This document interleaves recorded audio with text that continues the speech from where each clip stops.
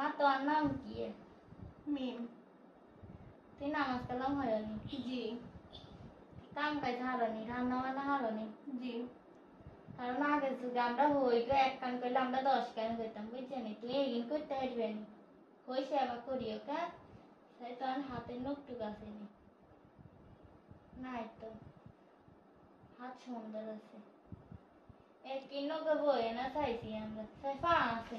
কারণ আমার কাছে তো মেকআপ টেকআপ করি আড়ালে, আমরা পায়ের দিকে তাকাই না, বুঝছেন? আর বাইকলি চাইলে পায়ের আঙ্গুল নেই, তাই তুই মেকআপ টেকআপ করছেন না? সাদা তো আছে, তাই তো দাঁত আছে নি, তাই দাঁতের মাড়িটারি কালা নি, তাই মারে দেখা সমস্যা না, তাই মেহেন্দি আই দেখো